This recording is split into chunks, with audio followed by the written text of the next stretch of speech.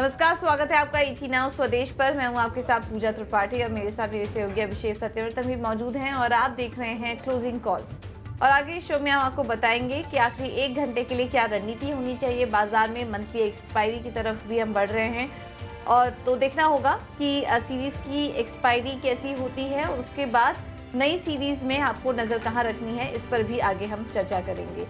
सबसे पहले नजर डाल लेते हैं कि क्या कुछ खास होगा इस शो में। तो 2:35 पर हम आपको बताएंगे कि आखिरी 1 घंटे में कमाई के मौके कहाँ दिख रहे हैं closing call closing trade segment के जरिए।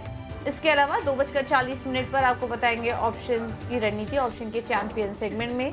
3 बजे मार्केट एट 3 जिसमें कि हम आपको बताएंगे कि अहम खबरें कौन कौन सी आ रही हैं और उसके चलते किस तरह का एक्शन बन रहा है, स्टॉक्स स्पेसिफिक एक्शन कैसा है, ये हम आपको बताएंगे।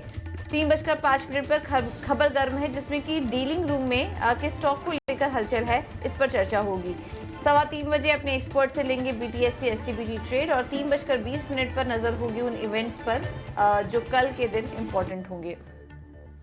तो ये कुछ खास होगा सेगमेंट में। अब नज़र डाल लेते हैं बाजार की बड़ी बातों पर और इस वक्त हम देख रहे हैं कि मार्केट में कमजोरी बढ़ी है।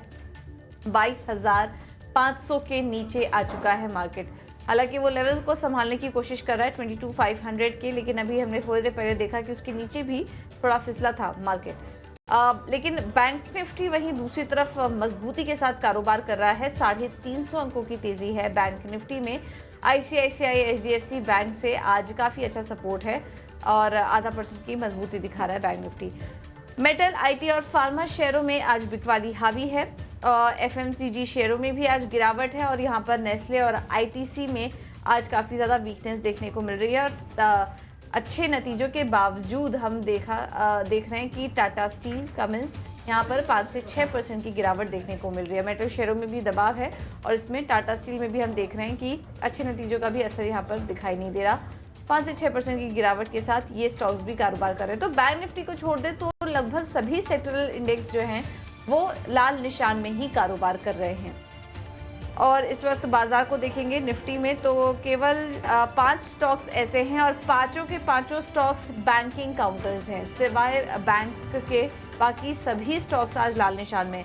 ICICI बैंक है आज का टॉप गेनर, करीब 1.25% ऊपर।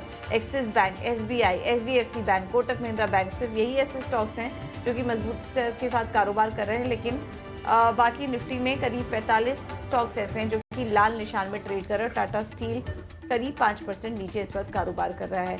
चलिए बाजार का दिन भर में कैसा कारोबार रहा और क्या कुछ फैक्टर्स थे जिसकी वजह से आज हम ये वीकनेस देख रहे हैं, ये समझ लेते हैं। सीधे चलते हैं अभिषेक के पास। अभिषेक बताइए, दिन भर बाजार में कैसा कारोबार रहा, क्या कुछ फैक्टर्स थे जो कि इस गिरावट में कंट्रीब्यूट कर रहे हैं? पूजा, थोड़ा सा आज हमने मामला थोड़ा सा नरम ही देखा। लगातार 5वां सत्र है जब निफ्टी में गिरावट है और आज गिरावट थोड़ी सी बड़ी है। 190-200 अंक के आसपास निफ्टी में गिरावट है आज। वो तो अच्छा हुआ कि S&P की कुछ पॉजिटिव एक रिपोर्ट आ गई आउटलुक को लेकर। बैंकिंग शेयरों को थोड़ा सहारा मिला, उसके चलते थोड़ा सा हम सपोर्ट देख रहे हैं। अदरवाइज मूड खराब है। सिर्फ बैंकिंग को छोड़ दें, सारे के सारे 50 में से 45 शेयर आज लाल निशान में कारोबार कर रहा है। और ऊपरी स्तर से अगर आप देखेंगे तो निफ्टी करीब 600 अंक और सेंसेक्स करीब 2100 अंक अपने रिकॉर्ड ऊंचाई से स्लाइड कर चुके हैं। अच्छा, रीजंस क्या है? रीजन ये है कि आप देखिए कि चुनाव के नतीजों पर बाजार की नजर है।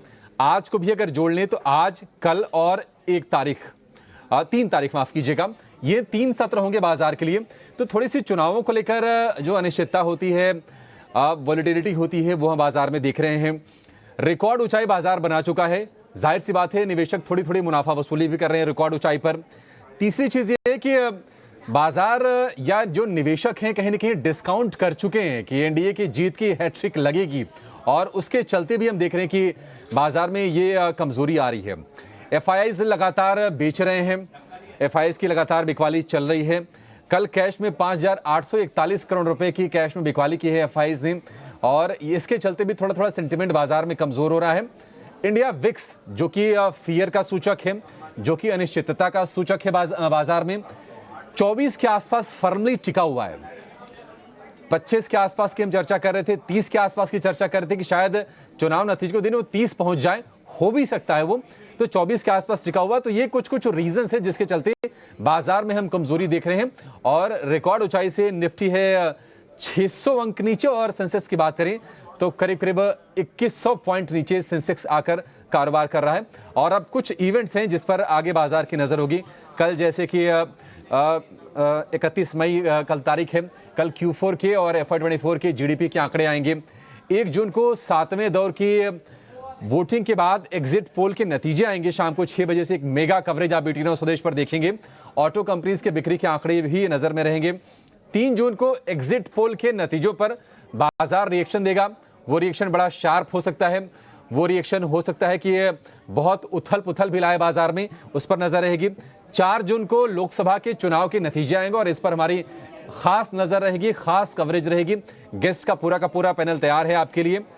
इसके अलावा 7 जून को RBI की क्रेडिट पॉलिसी और 12 जून को US फेड की पॉलिसी आएगी, जहां पर ब्याज दरों पर नजर रहेगी। और खास तौर पर दरों में कटौती को लेकर RBI की तरफ से क्या कमेंट्री आती है, महंगाई को लेकर क्या कमेंट्री आती है US फेड की तरफ से, इस पर भी हमारी आगे नजर रहेगी। लेकिन इस वक्त दिन के निचले स्तरों के आसपास ही बाजार कारोबार कर रहा है। 224 अंक नीचे, 22,500 का भी स्तर आज टूट गया।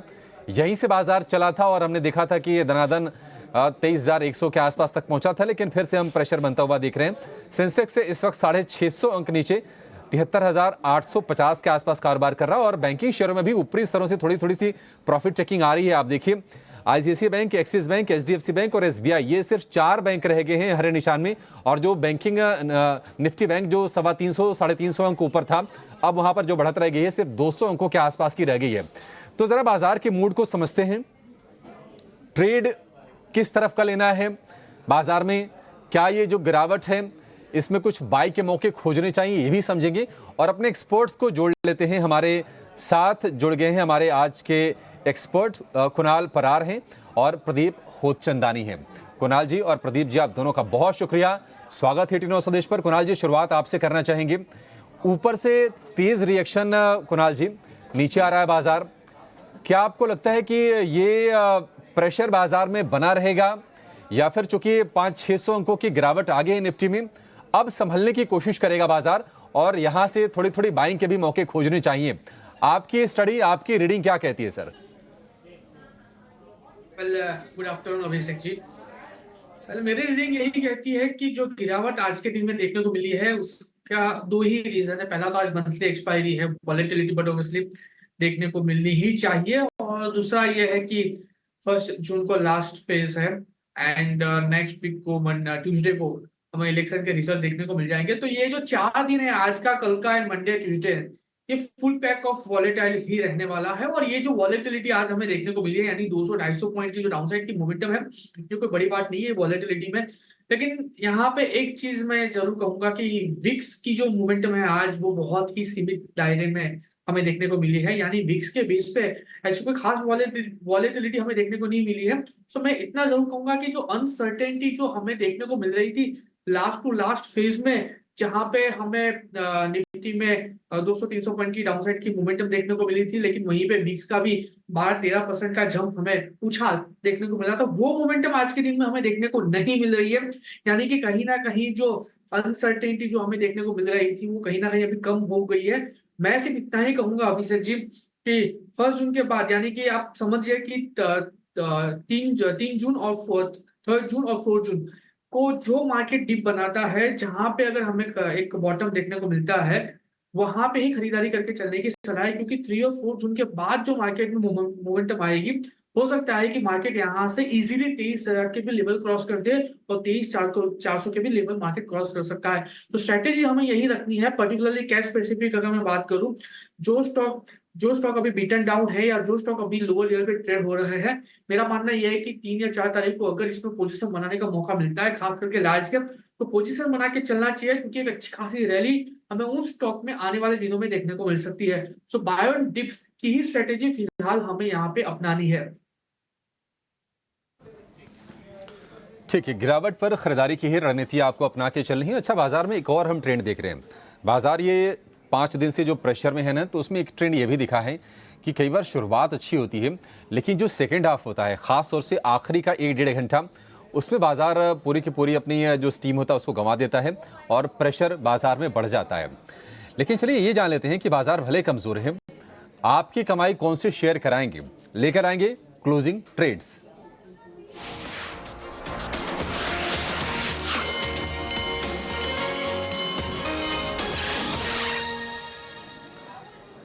क्लोजिंग ट्रेड की शुरुआत प्रदीप जी आपके साथ करेंगे। बताइए कौन से शेयर हैं आपके लिस्ट में, क्या खरीदने की सलाह दे रहे हैं आप?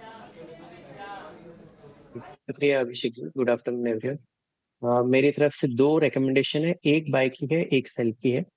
पहले जो सेल की रिकमेंडेशन है उसकी बात करेंगे। हिंदुस्तान कॉपर ये शेयर है, अगर आप इसके डेली चार्ट्स में रिसेंट बॉटम्स को कनेक्ट करते हैं तो उस ट्रेंड लाइन का ये ब्रेकआउट आज के सेशन में कंफर्म कर रहा है। ये ब्रेकआउट अर्ली चार्ट्स पे प्रिसाइजली 363 के नीचे कंफर्म हुआ है, तो थोड़ा सा बाउंस बैक आता है तो 363 360 के रीजन में इसको शॉर्ट सेल कर सकते हैं। ऑन द हायर साइड 374 का एक स्टॉप लॉस लगाएंगे। नीचे की साइड में 343 और 335 के दो डाउन साइड में टारगेट्स में देख रहा हूँ। जो बाय की साइड ट्रेड रहेगा वो स्टॉक है सीजी पावर। सीजी पावर आज के वीक मार्केट में भी एक अबव एवरेज वॉल्यूम के साथ 3% की बढ़त के साथ ट्रेड कर रहा है। एक सॉलिड कंसोलिडेशन के बाद आज ये ब्रेकआउट कंफर्म किया है इसने, तो यहाँ पे मुझे लगता है कि ये आउट परफॉर्मेंस दिखा सकता है। 651 के करंट रेट पे इसको बाय करेंगे। 632 का स्टॉप लॉस रहेगा, 685 के टारगेट रहेंगे।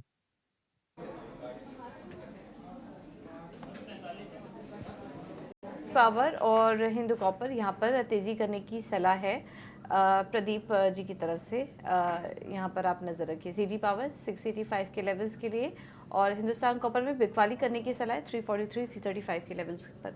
इस बीच बाजार दिन के निचले स्तर पर आ चुका है और अब 22,500 के नीचे बाजार कर रहा है कारोबार। कुणाल जी, आप कहाँ पर ट्रेड देख रहे हैं? दो स्टॉक है, दो खरीदारी करके चलने की सलाह है। सबसे पहला जो स्टॉक है नजारा टेक्नोलॉजी, 710 के अराउंड स्टॉक ट्रेड कर रहा है। 675 का एसएल है, हम यहाँ पे मेंटेन करके चलेंगे। 737 का पहला टारगेट, दूसरा टारगेट 782। एंड दूसरा जो स्टॉक है बीडीएल है, 2578 के अराउंड स्टॉक अभी ट्रेड कर रहा है। 2450 के एसएल के साथ खरीदारी करके चलेंगे। 2675 2675 का पहला टारगेट, वो जैसे ब्रेक होता है 2840 का दूसरा टारगेट भी हम यहाँ पे देखने को मिल सकता है।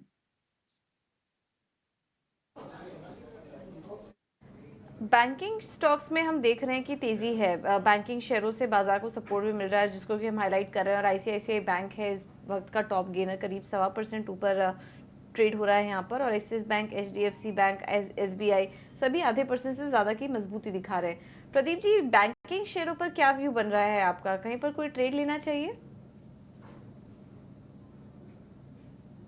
बात करें तो आज का जो इसका खुलते ही जो बॉटम बना है वो एग्जैक्टली इसकी 34 डे मूविंग एवरेज के साथ कोइंसाइड हुआ, और शॉर्ट टर्म में ये 34 डे मूविंग एवरेज एक अच्छे सपोर्ट का काम करता है।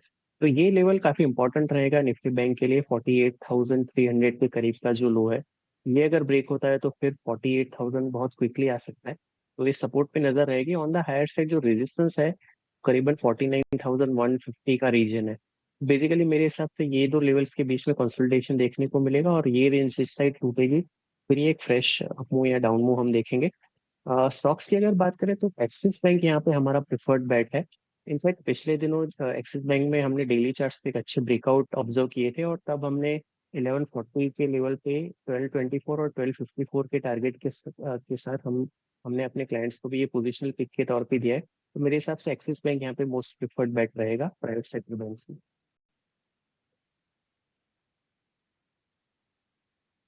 यहाँ पर आप नजर रख सकते हैं।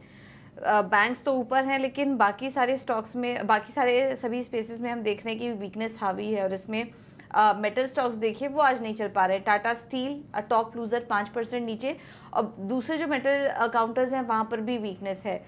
इसमें जेएसडब्ल्यू स्टील, सेल जैसे स्टॉक्स सभी के सभी आज कमजोरी के साथ कारोबार कर रहे हैं।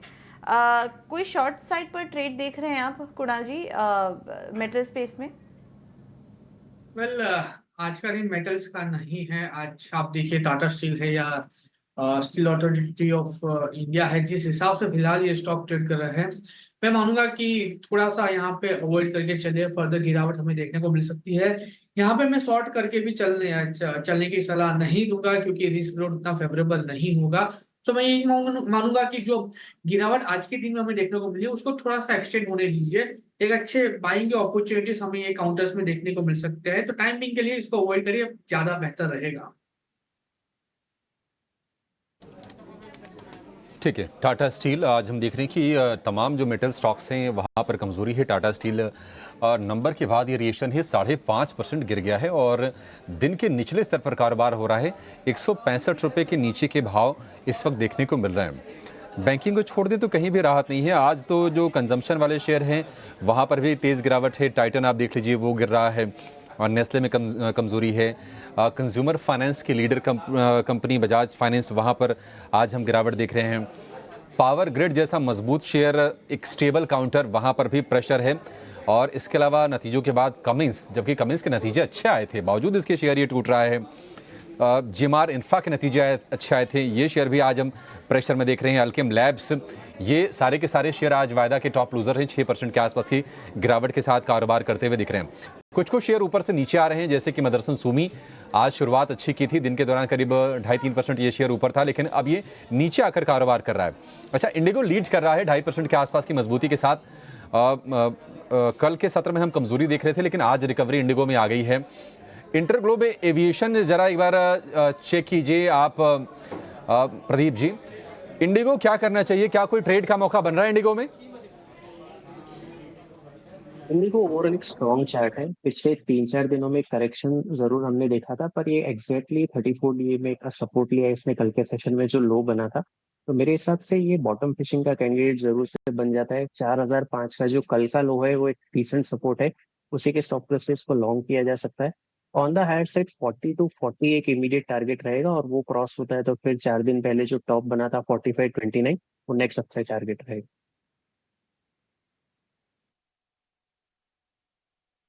ठीक है, इंटरग्लोब को लेकर ये व्यू, 3.5% ऊपर ये शेयर कारोबार कर रहा है। एक बड़ी खबर आपके लिए हम लेकर आते हैं, वो ये कि गर्मी तो रिकॉर्ड तोड़ पड़ रही है। दिल्ली एनसीआर, उत्तर भारत में कई जगहों पर पारा या तो 50 या फिर 50 के ऊपर भी निकल गया है। लेकिन एक अच्छी चीज़ ये हुई है कि इस रिकॉर्ड तोड़ गर्मी के बावजूद बिजली की किल्लत नहीं आई है। किसी राज्य ने ऐसा रिपोर्ट किया नहीं है। पावर की डिमांड भी रिकॉर्ड हो गई है। कितनी बड़ी है बिजली की मांग और क्या स्थिति है तमाम राज्यों में, बताने के लिए हमारे सहयोगी प्रकाश प्रियदर्शी हमारे साथ जुड़ गए हैं। प्रकाश, बताइए, रिकॉर्ड तोड़ भयंकर गर्मी, बिजली की क्या स्थिति है और पावर डिमांड कितनी पहुंच गई है, जरा ये बताइए आप। मई महीने में पावर डिमांड ने सारे रिकॉर्ड तोड़ दिए हैं। ऊर्जा मंत्रालय के आंकड़ों के हिसाब से मई 29 को जो पीक आवर्स पावर डिमांड दर्ज हुआ है वो 246 गीगावाट के आंकड़े को पार कर गया है, यानी कि 2,46,069 मेगावाट के आंकड़े को पार कर गया है। साथ ही साथ इवनिंग आवर्स में अगर आप पावर डिमांड की बात करें तो ये 227 गीगावाट दर्ज हुआ है।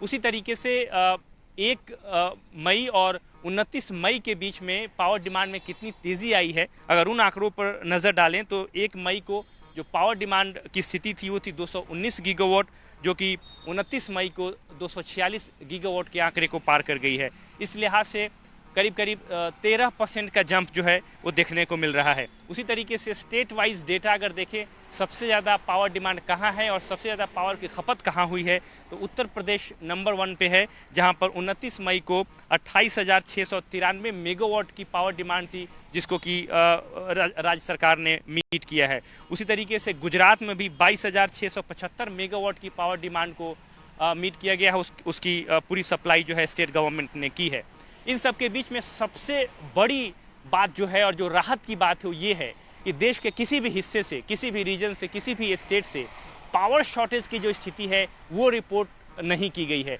इसका मतलब ये है कि पावर डिमांड में तो तेज़ी आ रही है लेकिन पावर शॉर्टेज नहीं है। तो एक तरीके से इंडियन इकोनॉमी के लिहाज से देखें तो ये काफ़ी राहत की खबर है कि डिमांड में भले बढ़ोतरी हो रही है लेकिन पावर शॉर्टेज नहीं है। सरकार जो है पूरी क्षमता से पावर की सप्लाई करने में सक्षम है। इसके अलावा ऊर्जा मंत्रालय के अनुमान के हिसाब से गर्मियों के सीज़न में जून तक जो पावर डिमांड है, peak hour power demand 250 gigawatt के आंकड़े को पार कर सकता है। लिहाजा कई तरह के स्टेप्स ऊर्जा मंत्रालय ने ली है ताकि जो पावर शॉर्टेज की स्थिति न हो और कंज्यूमर्स को पर्याप्त बिजली की सप्लाई जो है वो जारी रखी जा सके। ठीक है, शुक्रिया प्रकाश। तो इसमें दो ही चीज़ जानने वाली हैं। एक तो पावर की डिमांड पीक पे पहुंच रही है और रिकॉर्ड हो गई है। उससे बेहतर चीज़ ये है कि बहुत अच्छे से ये पूरा का पूरा मैनेजमेंट हुआ है। अदरवाइज़ आप याद कीजिए, गर्मियाँ जब बढ़ती थी तो पावर की किल्लत, पावर शॉर्टेज, कोयले की दिक्कत, सरकारों के बीच में राज्य सरकारों के बीच में कोऑर्डिनेशन, केंद्र और राज्य के बीच में कोऑर्डिनेशन, तमाम स्तर पर बातचीत चलती थी। लेकिन इस साल ऐसी कोई चीज़ सुनाई नहीं दी है। ये अपनी कह सकते हैं कि पीठ थपथपाने वाली, अपनी तारीफ करने वाली बात भी हो सकती है। इतने बड़े देश को पावर, जहां पर कई बार हम किल्लत देखते हैं, उसको मैनेज करना अपने आप में काबिल तारीफ है। प्रकाश, बहुत शुक्रिया आपका ये सारी की सारी जानकारी देने के लिए। हमारे आज के फंडामेंटल एक्सपर्ट सनी अग्रवाल भी जुड़ गए हैं। सनी, आपने खबर सुनी होगी, निश्चित तौर पर एक बहुत अच्छी खबर है। पावर स्टॉक्स के बारे में आपसे जानना चाहेंगे।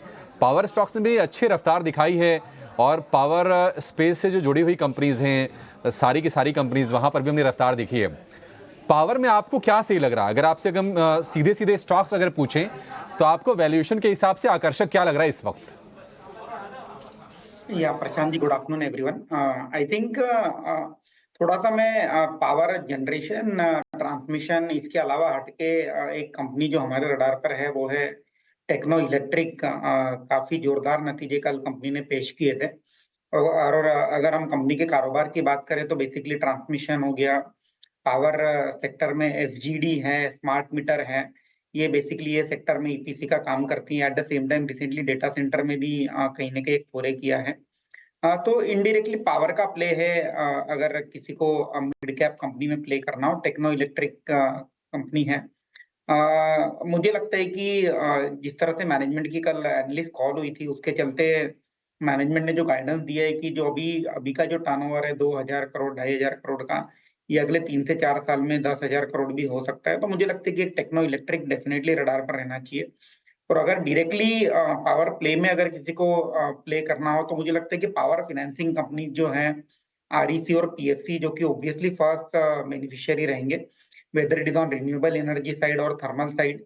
तो जब भी जिस तरह से हम केपेक्स सुन रहे हैं जितनी भी पावर कंपनीज की ओर से, मुझे लगता है कि अच्छा मौका है ये जो डिप है आरईसी और पीएफसी पोर्टफोलियो में ऐड करने का।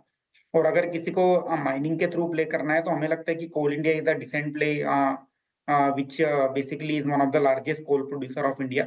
डिविडेंड यील्ड भी अट्रैक्टिव है, तो मुझे लगता है कि कोल इंडिया के थ्रू भी ये राइड की जा सकती है। ठीक है, तो ये है नज़रिया पावर स्टॉक्स पर आपके लिए।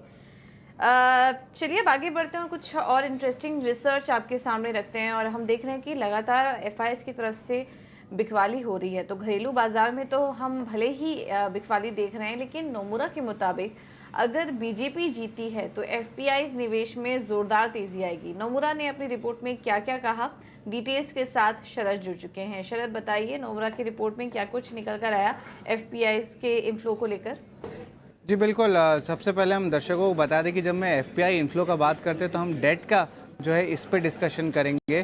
तो याद रखिए, नोमुरा का जो रिपोर्ट आया है वो एक्सपेक्ट कर रहे हैं कि लगभग $2 बिलियन का जो है हर हफ्ते जो है इनफ्लो देखने मिल सकता है। अब ये जो डेट का इनफ्लो आएगा, ये इसका कंडीशन है कि बीजेपी जो है इलेक्शन 2024 को जो है जीते तब। अब ये जो इनफ्लो आने वाला है, ये जो है कंटिन्यूशन देखने मिल सकता है, क्योंकि जेपी मॉर्गन का जो डेट है, जो बड़े इंडेक्स होते हैं वहाँ पे भारत को भी इंक्लूड किया जा रहा है। ये इसका मतलब ये है कि भारत की जो रेटिंग्स है ग्लोबली वो ऊपर हो सकते हैं, सोवरेन जो रेटिंग बोलते हैं। और हमने कल देखा भी था कि S&P ने जो है भारत का रेटिंग को जो है स्टेबल पे ले आया था, और उसको जो है एक इम्पॉर्टेंट मोमेंटम देखा जाता है फिक्स्ड इनकम मार्केट में। अगर बीजेपी नहीं जीतती है तब वो एक्सपेक्ट कर रहे हैं कि लगभग $30 बिलियन का आउटफ्लो फॉरेक्स में देखने मिल सकता है आने वाले हफ्तों में। लेकिन याद रखिए, जब भी एफपीआई सेलिंग जो डेट मार्केट में होती है अगर वो ज़्यादा हो जाती है तो फिर आरबीआई आता है, अपना इंटरवेंशन करता है और मार्केट्स को वो संभालता है। तो ये एक इम्पॉर्टेंट डेवलपमेंट होता है जब हम बात करते हैं आपके बॉन्ड मार्केट्स में या डेट मार्केट में। अभी रिसेंटली जो है आरबीआई भी कहेंगे तो फॉरेक्स के जो रिजर्व्स है उसको भी एक्यूमुलेशन करना शुरू कर दिया है। अब ये कैसा रहा है एफपीआई डेट का ट्रेंड्स, ये बता दूं। जनवरी, फरवरी, मार्च में जो है अच्छी फ्लोज देखने मिली। अप्रैल में वॉलेटिलिटी के कारण आउटफ्लोज आया। बट अब मई के महीने से आप देखेंगे तो $0.7 बिलियन यानी कि $700 मिलियन का इनफ्लो ऑलरेडी हमें देखने मिल रहा है, और ये आंकड़ा जो है और भी बढ़ेगा आगे जाते हुए। जेपी मॉर्गन का जो बॉन्ड इंक्लूजन है ये ओवरऑल $30 बिलियन का एक्सपेक्टेशंस है और ये जो है इसी जून में होने वाला वो। और दूसरा फंड है जो ब्लूमबर्ग इमर्जिंग मार्केट्स बॉन्ड का इंक्लूजन, वहाँ एक्सपेक्टेशन है कि जनवरी 2025 में जो है 10 से लेकर $15 बिलियन का जो है आप कह सकते हैं फंड्स आ सकते हैं एफपीआई से। और ओवरऑल रिपोर्ट्स कह रहे हैं कि 40 से $45 बिलियन इक्विटी और डेट दोनों आ सकता है FY25 में, अगर सारे कंडीशंस जो हैं और बीजेपी की विन होती है और ओवरऑल मैक्रो कंडीशंस स्टेबल रहता है। तो इंडेक्स इंक्लूजन का तो फ़ायदा मिलेगा ही, थोड़ा बहुत सपोर्ट आएगा, लेकिन चुनावी नतीजे कैसे होते हैं इस पर काफ़ी निर्भर करेगा कि आगे एफपीआई का ट्रेंड कैसा रहता है। और नमूरा के मुताबिक अगर नतीजों में बीजेपी जीती है तो फिर हर हफ्ते $1 से $2 बिलियन के इन्फ्लो होने की बात की जा रही है। अदरवाइज बड़ा आउटफ्लो होने की भी संभावना है अगर एनडीए की सरकार नहीं आती है सत्ता में। तो ये रिपोर्ट आई है, इसका पूरा एनालिसिस हमने आपके सामने रखा।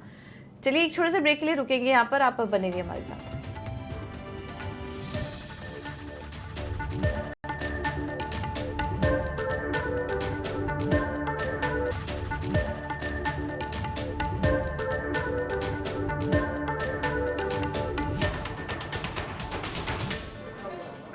ब्रेक के बाद आपका स्वागत है। और इस बीच आईडीएफसी फर्स्ट बैंक से जुड़ी खबर आ रही है।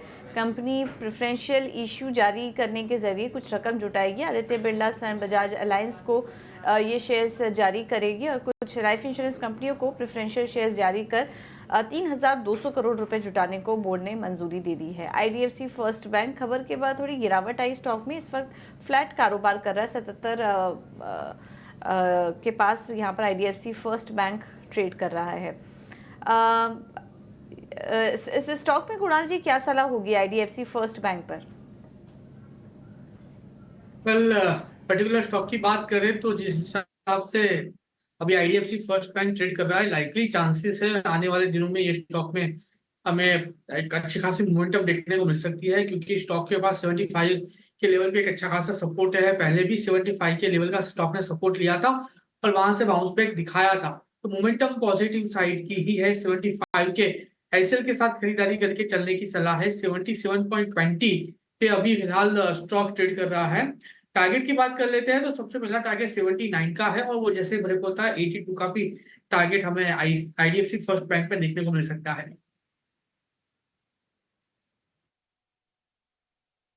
आईडीएफसी फर्स्ट बैंक हालांकि शेयर में सपाट ट्रेड हो रहा है।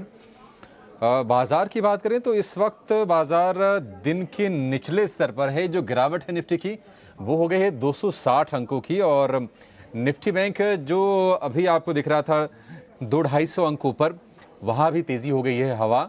सिर्फ 70 अंक ऊपर निफ्टी बैंक कारोबार कर रहा है। जी हाँ, ICICI bank, axis bank, SBI ये हरे निशान में कारोबार ज़रूर करें, लेकिन जो बड़े वेटेज वाले जो शेयर हैं आप देखिए, एचडीएफसी बैंक आज दिन के दौरान 1% के आसपास ऊपर था।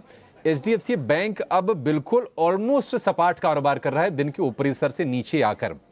हालांकि आज हम शुरुआती जो तेज़ी देख रहे थे वो ये था कि एसएनपी ने आउटलुक अपग्रेड किया था 6 बैंकों का, एक्सिस बैंक का, आईसीआईसीआई बैंक का, एसबीआई का, एचडीएफसी बैंक का, कोटक बैंक का और इंडियन बैंक का। इसके चलते हम तेज़ी देख रहे थे, लेकिन ऊपरी स्तरों से ये सारे के सारे अब बैंक हम देख रहे हैं कि अब ये नीचे आकर कारोबार कर रहे हैं। कोटक महिंद्रा बैंक तो बाकायदा अब लाल निशान में जाकर कारोबार कर रहा है। लेकिन ये होगा, ये बाजार में आपको देखने को मिलेगा, ये उतार चढ़ाव, ये अनिश्चितता। जैसे जैसे हम चुनाव नतीजों के दिन जाकर खड़े होंगे शायद और ज़्यादा होगा। अब तो आज को मिला के 3 सत्र ही रह गए हैं अब चुनाव के नतीजे आने में। लेकिन नतीजों से पहले, इलेक्शन के नतीजों से पहले ऑप्शन में आपके लिए मौके कहां पर बन रहे हैं, अब ये जानेंगे और अपने एक्सपर्ट को जोड़ेंगे।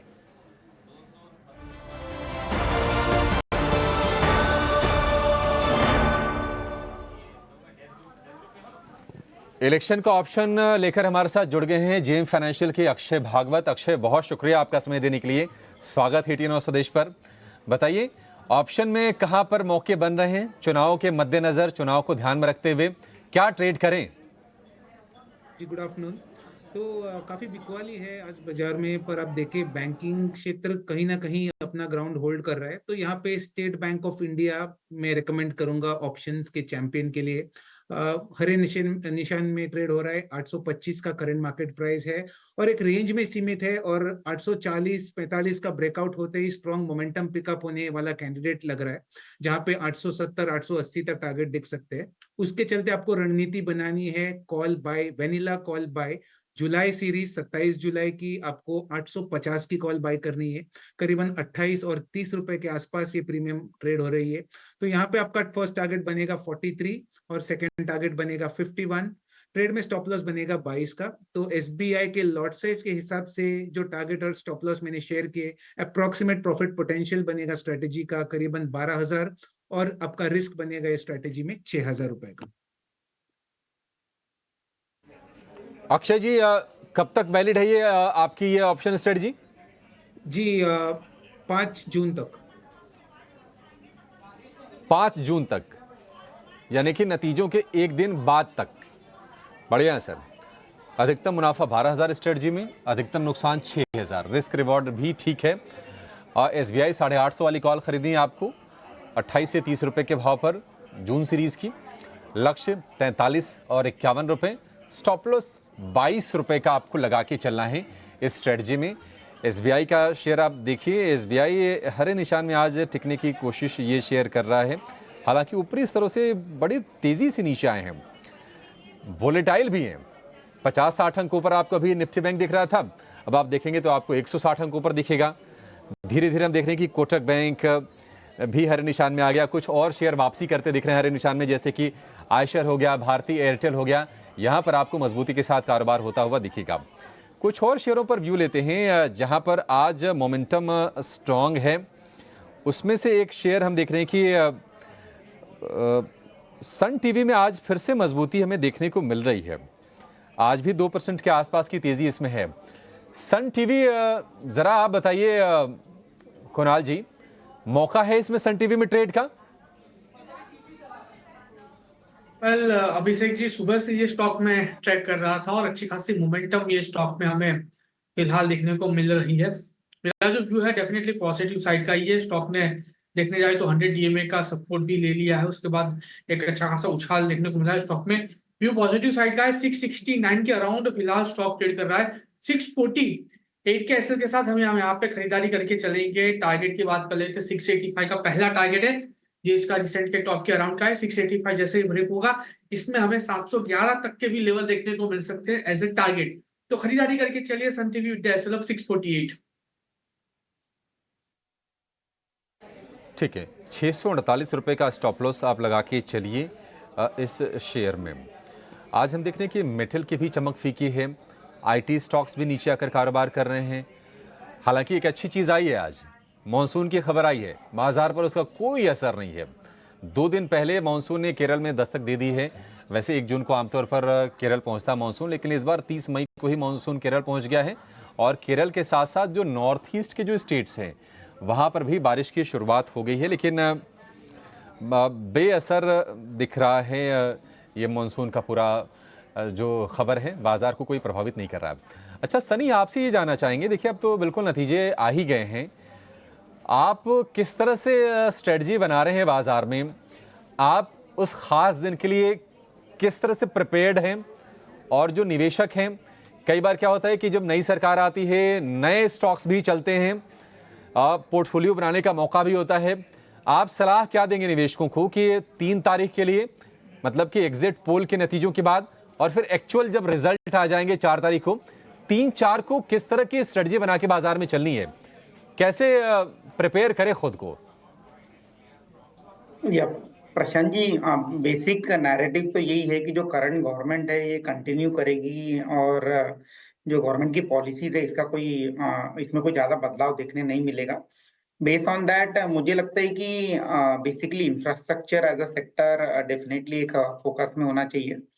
और जब मैं इंफ्रास्ट्रक्चर की बात करता हूँ तो इसमें अक्रॉस द बोर्ड कंपनीज है, whether it is road, water, construction companies, EPC companies, ये डेफिनेटली रडार पर रह सकती है। बट हालांकि अगर किसी को फ्रेश मनी डिप्लॉय करना है तो मुझे लगता है कि थोड़ी सी जो रणनीति है मिक्स बैग होनी चाहिए, जिसमें आप थोड़े से डिफेंसिव स्टॉक्स है जैसे फार्मा हो गया या रूरल फोकस स्टॉक्स है जहाँ which is more link to monsoon, जैसे हीरो मोटोकॉर्प हो गया, फॉर दैट मैटर डाबर हो गया, अगर हम कंज्यूमर स्टेपल की बात करते हैं तो फार्मा से जीएसके फार्मा हो गया, जिनके नतीजे काफी अच्छे आए थे हमने देखा था। तो मुझे लगता है कि एक kind of mix bag portfolio बनाना चाहिए, और अगर किसी को फ्रेश मनी डिप्लॉय करना है तो हमारी राय यही है कि ग्रेजुअली डिप्लॉय कीजिए। जरूरी नहीं है कि आपको आज ही ये वीक में ही पूरा मनी डिप्लॉय करना है। हालांकि बच्चे 3 ही ट्रेडिंग सेशन है बिटवीन इलेक्शन आउटकम और आज के बीच में, तो मुझे लगता है कि ग्रेजुअल मनी डिप्लॉय कीजिए। किसी को 100 रुपए डिप्लॉय करना तो may be 30 rupees 40 rupees can be diploid over the period of next 2-3 days, और जो बाकी का बचा हुआ पैसा है मे बी इलेक्शन का आउटकम आ जाने दीजिए। उसके रिलेटेड जो वोलेटिलिटी है एक बार मार्केट डाइजेस्ट कर लेगा 4 या 5 तारीख को, उसके बाद मुझे लगता है कि काफी एक लंबा रनवे मिलेगा मार्केट को once there is a lot of clarity on the political front. Poll पर भी बड़ा रिएक्शन देगा बाजार। शेयरों पर सटीक सलाह के लिए हम हैं तैयार। तीसरी बार मोदी सरकार तो कहां पर रफ्तार। बाजार के उतार चढ़ाव में जानिए दमदार ट्रेड, बड़े एक्सपर्ट से जानिए कमाई के बड़े मौके। 3 जून सुबह 7 बजे से आपका मुनाफा पक्का।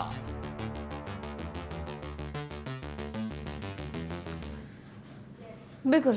तो चुनाव के दिन अब बने रहिए ET Now स्वदेश के साथ, जिसमें कि हम आपको सुबह 7 बजे से ही बेहतरीन ट्रेडिंग रणनीति भी बताएंगे और कमाई के मौके कहाँ बन रहे हैं इस पर भी चर्चा होगी। बाजार के एक एक फैक्टर पर और एक एक पहलू पर हम आपके लिए पूरा एनालिसिस करके लाएंगे। बाजार इस बीच 22,500 के नीचे ही कारोबार कर रहा है, 216 अंकों की कमजोरी, और इस बीच अब देख रहे हैं कि बैंक निफ्टी में भी वीकनेस थोड़ी बढ़ गई है और बैंकिंग शेयरों में भी कमजोरी हावी है। चलिए ऐसे में कुछ ट्रेड के मौके भी ढूंढने की कोशिश करते हैं। RHI मैग्नेसिटा, यहाँ पर एक तेजी आई, स्टॉक 8% ऊपर है फिलहाल। कुणाल जी, क्या कोई ट्रेड देख रहे हैं आप RHI मैग्नेसिटा में? वेल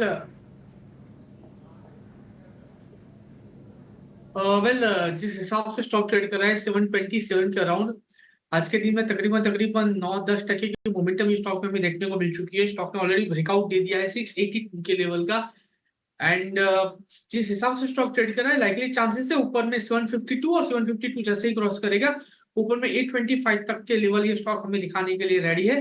लेकिन मैं यहाँ पे नई खरीदारी करके चलने की सलाह नहीं दूंगा, रिस्क रिवॉर्ड उतना फेवरेबल नहीं होगा। लेकिन जिनके पास भी ऑलरेडी स्टॉक है उनके लिए व्यू है खरीदारी करने का, जो खरीदा हुआ स्टॉक है उनको होल्ड करके चलने की। अच्छी खासी मूवमेंट है ऊपर में 750 और उसके बाद 825 तक हमें देखने को मिल सकती है।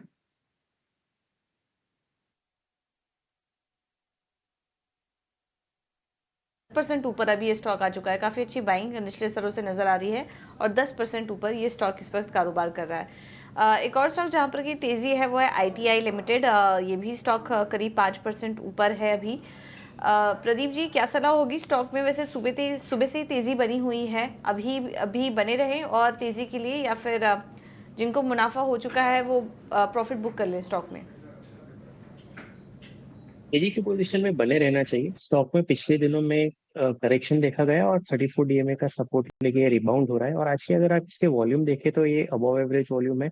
20 डे एवरेज वॉल्यूम को करीबन 2 गुना वॉल्यूम के साथ ये 4% के गेन के साथ सस्टेन कर रहा है। तो मेरे हिसाब से अच्छी प्रोबेबिलिटी बनती है कि रिसेंटली जो 22 मई को हाई बने थे 333 के, वो रिटेस्ट ये कर सकता है। ऑन द लोअर साइड जो सपोर्ट हम वॉच आउट करेंगे वो करीबन 293 के रीजन में है, तो इसी स्टॉप लॉस के साथ स्टॉक में पॉजिटिव व्यू होल्ड करेंगे।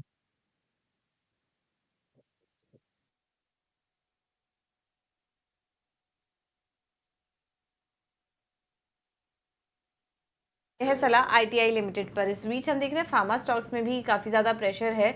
कुछ दिनों से संभालने की कोशिश कर रहे थे ये बाजार को उतार चढ़ाव भरे माहौल में भी, लेकिन अब यहाँ पर भी बिकवाली का प्रेशर बढ़ रहा है। Ipca labs, Biocon, doctor Reddy जैसे स्टॉक सब दिन के निचले स्तर पर कारोबार कर रहे हैं। कुणाल जी, कोई शॉर्ट करने के मौके देख रहे हैं आप फार्मा स्टॉक्स में?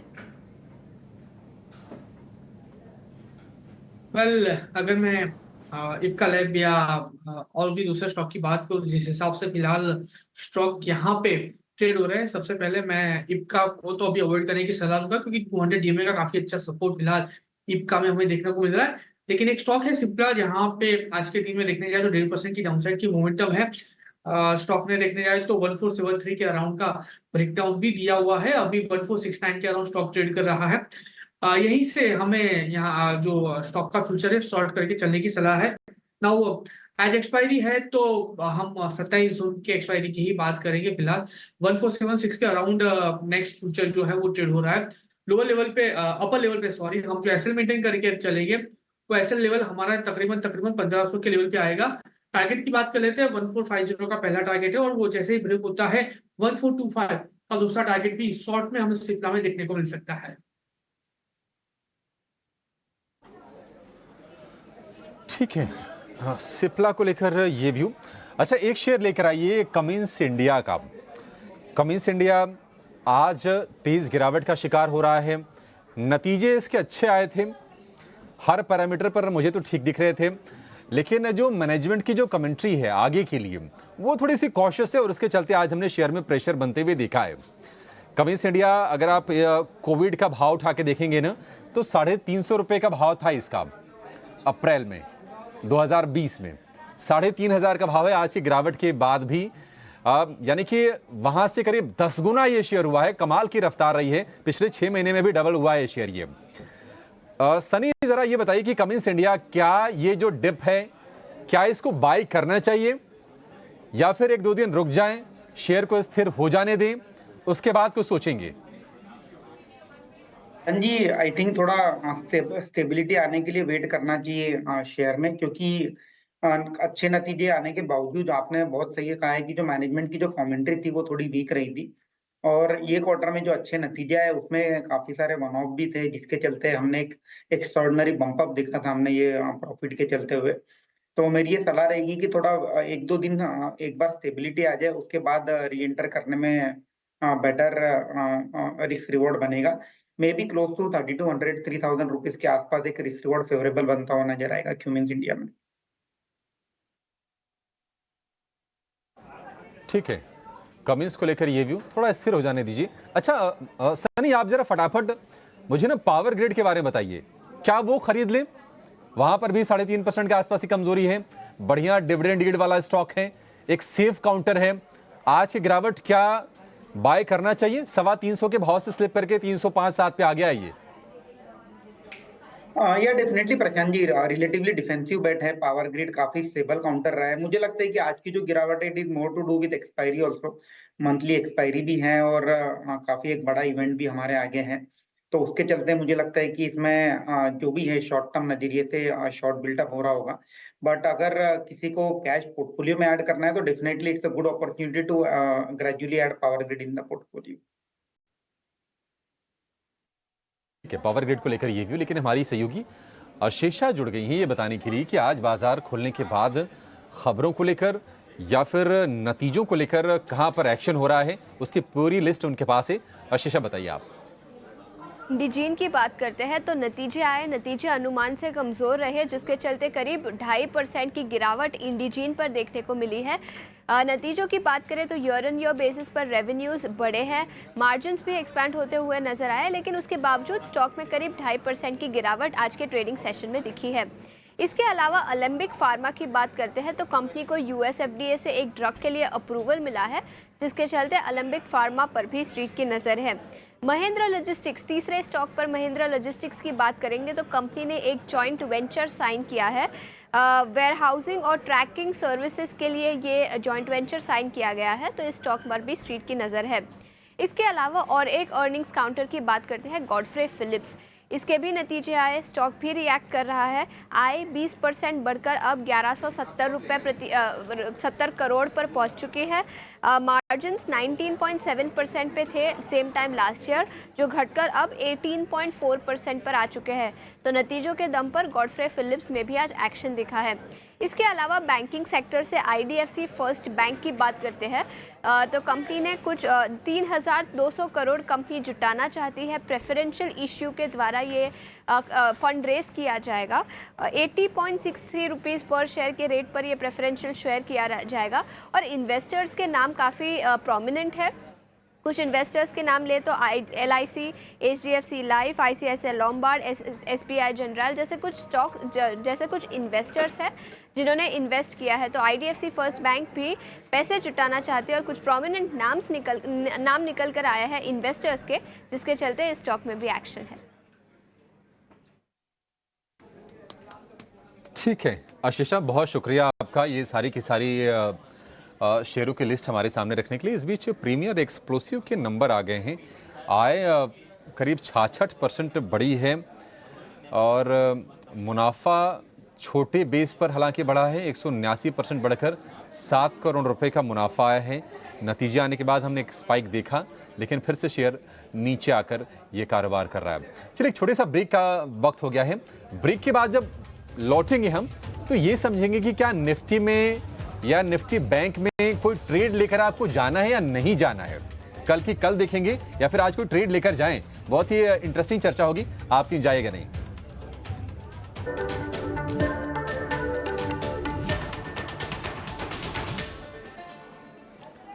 ब्रेक के बाद आपका स्वागत है। निफ्टी है 225 अंक नीचे। निफ्टी बैंक की बात करें तो 167 अंक ऊपर कारोबार कर रहा है। 22,500 को टिकाने की कोशिश में है निफ्टी इस वक्त। कुणाल जी, आपसे बिल्कुल यही जानना चाहेंगे, क्या कोई सौदा लेकर जाएं निफ्टी में कल के लिए या फिर कल की कल देखेंगे? बिल्कुल ये वैसा बाजार है कि इंट्रा डे में ही ट्रेड करें इसको। वेल अभिषेक जी, आपने सवाल पूछा और जवाब भी आप ही ने दे दिया। कल ही देखेंगे जिस हिसाब से भी वॉलेटिलिटी देखने को मिल रही है पर्टिकुलरली। तो मैं अभी फ्यूचर में कोई भी ट्रेड सजेस्ट नहीं करूंगा, लेकिन अगर आपकी इजाजत हो तो एक स्टॉक स्पेसिफिक रिकमेंडेशन है जो मुझे लग रहा है कि अच्छी खासी मोमेंटम कैश स्पेसिफिक हमें देखने को मिल सकती है।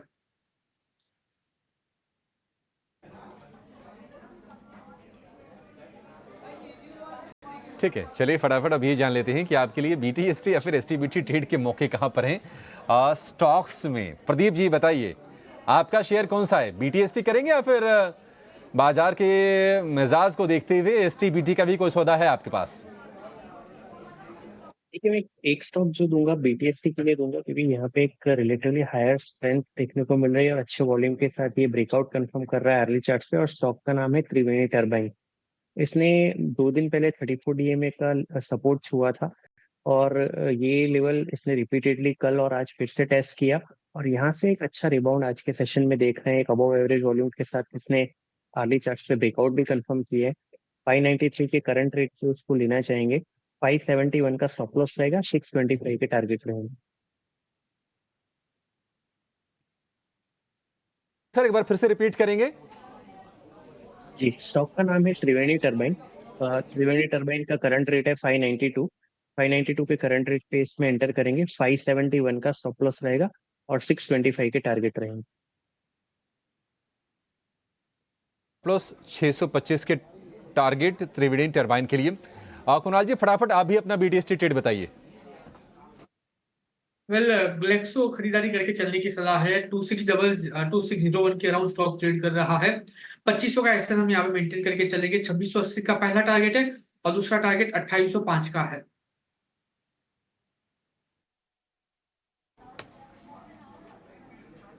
GSK फार्मा, ठीक है, इसमें BTST करने की सलाह आपके लिए। 2600 का है ये भाव, 2805 रुपए तक के टारगेट सुझा रहे हैं इसमें आपके लिए कुणाल जी।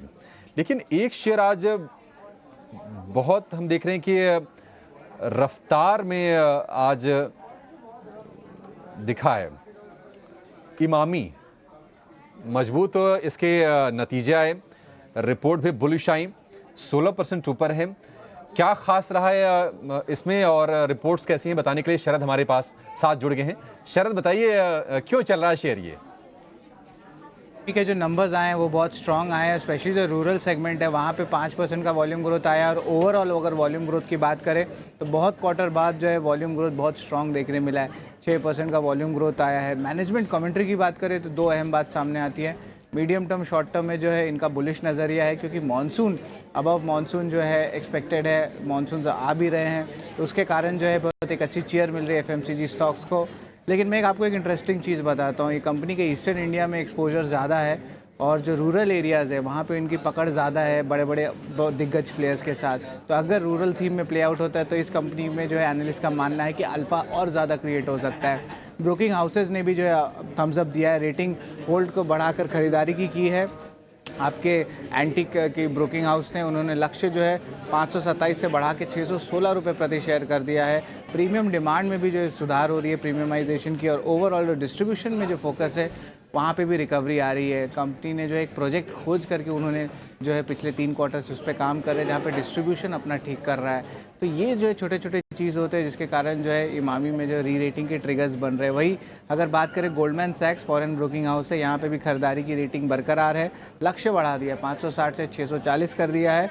और ओवरऑल इन्होंने भी जो है कंपनी की नई डिस्ट्रीब्यूशन मॉडल की जो है प्रशंसा की है, और H1 FY25 में जो है डबल डिजिट ग्रोथ का उम्मीद है, ये ब्रोकिंग हाउस मानते हैं। तो ओवरऑल इमामी के जो है बहुत स्ट्रॉन्ग सेट ऑफ नंबर्स आए हैं, और रूरल रिकवरी और FMCG प्ले हमने ऑलरेडी अच्छे बड़े कंपनीज में देखी रैली हुई है, और यहाँ पे देख रहे हैं और ज़्यादा सिग्निफिकेंट रैली देखने मिल रही है। ठीक है, गोल्डमैन सैक्स का टारगेट है 640 रुपये का, और कहना यह है कि वैल्यूएशन जो है सस्ते हैं। कुणाल जी, आप प्योर टेक्निकल इसके देख के बताइए, 609 रुपये वाला इमामी आपको इलेक्शन तक, या फिर चलिए 1 महीने का समय दिया आपको, कहां तक ये शेयर जाता हुआ दिखता है आपको? वेल अभिषेक जी, सबसे पहले इमामी की बात हमने ही कही थी जब लास्ट 22 मई को हम 80 पे थे, तब हमने इमामी सजेस्ट किया था 535 पे विद टारगेट ऑफ 548 569। आज 610 के अराउंड स्टॉक ट्रेड कर रहा है। मैं मानता हूं कि यहाँ से और भी ऊपरी लेवल पे स्टॉक हमें देखने को मिल सकता है। दो आपने मुझे 1 महीने का टाइम दिया है, 1 महीने के टाइम के हिसाब से मेरा जो सबसे पहला टारगेट होगा वो 680 का होगा, और 680 जब ये काउंटर ब्रेक करेगा तो मुझे लग रहा है कि तकरीबन 720 तक की भी मोमेंटम ये स्टॉक हमें दिखाएगा। ठीक है, इमामी को लेकर ये व्यू। टाइटन में आज हम देख रहे हैं कि कमजोरी इस शेयर में दिख रही है। इसके अलावा अगर आप देखेंगे तो टाटा ग्रुप की एक और कंपनी टाटा स्टील में भी कमजोरी है। अच्छा प्रदीप जी, आईटी जरा एक बार देखिए आप, आईटी स्टॉक्स इंडेक्स हम देख रहे हैं कि दिन के निचले स्तर के आसपास ही कारोबार कर रहा है आईटी का। आईटी में कहीं कोई शॉर्ट के मौके आपके हिसाब से हैं? कोई बीटी एसटीबीटी कोई कैंडिडेट आपको दिख रहा है? देखिए, आईटी स्पेस में इन्फोसिस है और एचसीएल टेक है, ये दोनों अपने 200 डीएमए के नीचे सस्टेन कर रहे हैं काफी दिनों से। टीसीएस इसके 200 डीएमए के सपोर्ट आज टेस्ट कर रहा है, तो काफी क्रूशियल होगा टीसीएस के लिए लेवल होल्ड करना। अदरवाइज अगर जो वीकनेस की अगर बात कर रहे हैं तो इन्फोसिस और टीसीएस दोनों ही सेल ऑन रैलीज के कैंडिडेट है मेरे हिसाब से। आज के जो इंट्राडे लो है जहां से रिकवरी आ रही है, वो लेवल टूटते हैं तो फिर इन्फोसिस में फ्रेश शॉट बन सकता है। तो फिलहाल वेट एंड वॉच का अप्रोच करेंगे। 1421 के नीचे इन्फोसिस ट्रेड करता है तो फिर 2-3% की और गिरावट इसमें बन सकती है। अगर एचसीएल टेक की बात करें तो ये रिलेटिवली वीकर काउंटर लग रहा है, तो मुझे अगर किसी स्टॉक में शॉर्ट इनिशिएट करना हो तो एचसीएल टेक एक बेटर प्लेस है in terms of initiating short. 1350 का एक स्टॉप लॉस रहेगा एचसीएल टेक में, उसके स्टॉप लॉस से इन्फोसिस एचसीएल टेक पे थोड़ा सा नेगेटिव व्यू लिया जा सकता है। ठीक है, एचसीएल टेक को लेकर थोड़ा सा नेगेटिव व्यू है। चलिए 2 मिनट के आसपास का समय रह गया है। अब बाजार में कोई ट्रेड तो आपको नहीं सुझाएंगे और करना भी नहीं चाहिए, छोड़ दीजिए, रहने दीजिए, जितना हुआ हुआ। निफ्टी की बात करें तो लोअर लेवल से थोड़ी थोड़ी सी रिकवरी आई है। 165 अंक आपको नीचे ये दिखेगा, करीब करीब 230 अंक तक ये टूट गया था। आज का लो है 22,417 का, 538 पर आके अब ये ट्रेड कर रहा है, यानी कि 100 अंकों की रिकवरी जो है लोअर लेवल से इसमें दिख रही है। और निफ्टी में, निफ्टी बैंक की अगर हम बात करें तो निफ्टी बैंक का आपको जो लेवल दिखेगा वो है अब करीब करीब 300 अंक ऊपर, 40-50 अंक ऊपर रह गया था, फिर से थोड़ी स्ट्रेंथ लौटी है। आप देखिए क्या गजब का उथल पुथल चल रहा है। आईसीआईसीआई बैंक 1.5% ऊपर है, बिल्कुल सारी की सारी तेजी गंवा दी थी एचडीएफसी बैंक ने। एचडीएफसी बैंक आपको करीब करीब 0.25% ऊपर ये शेयर दिखेगा। एसबीआई, एक्सिस बैंक, यहाँ पर भी मजबूती है और कुछ और शेयरों ने वापसी की है। लिस्ट जो है निफ्टी के तेजी वाले शेयरों की वो बढ़ गई है। अब उसमें आपको एल&टी दिखेगा, टाटा कंज्यूमर दिखेगा, कोटक बैंक दिखेगा, तो यहाँ से थोड़ी सी स्ट्रेंथ आ रही है। लेकिन कुछ शेयर जो गिरे, रिकवर नहीं किए, वो है टाटा स्टील। आज निफ्टी का दिन भर ये टॉप लूजर बना रहा। जीएमआर इंफ्रा, यहाँ पर नतीजे अच्छे थे लेकिन ये शेयर टूटा। कमिंस मैनेजमेंट की कमेंट्री थोड़ी सी कॉशियस थी, सतर्क रहने की थी, यहाँ पर हमने गिरावट देखी। मेटल में हिंद कॉपर टूटा है, अल्केम लैब के शेयर में हमने गिरावट देखी है। और इसके अलावा हमने देखा कि जो इंश्योरेंस वाला जो खेमा रहा वहाँ पर भी प्रेशर रहा। एसबीआई लाइफ देखिए आप, एचडीएफसी लाइफ देखिए, ये शेयर कमजोर है। चढ़ने वाले शेयरों में पेज इंडस्ट्रीज में करीब 4% के आसपास की तेजी रही। इंडिगो में करीब आज 3% के आसपास की तेजी रही। इसके अलावा अगर हम मिड कैप स्पेस में अगर आप देखेंगे तो हेरिटेज फूड में बढ़िया तेजी दिखी, करीब 10-11% के आसपास की। केएनआर कंस्ट्रक्शन में 8% के आसपास की हमने आज तेजी देखी है। इसके अलावा ओमैक्स, यूग्रो कैपिटल, ये शेयर भी आज ठीक ठाक चलते हुए दिखाई दिए। वहीं मिड कैप में अगर आप देखेंगे तो इमामी पर अच्छे रिपोर्ट्स, एक मॉनसून का फ्लेवर कहीं न कहीं, 17% ऊपर आज ये शेयर बंद हुआ है। एक बेहतरीन तेजी आज हमने देखी है।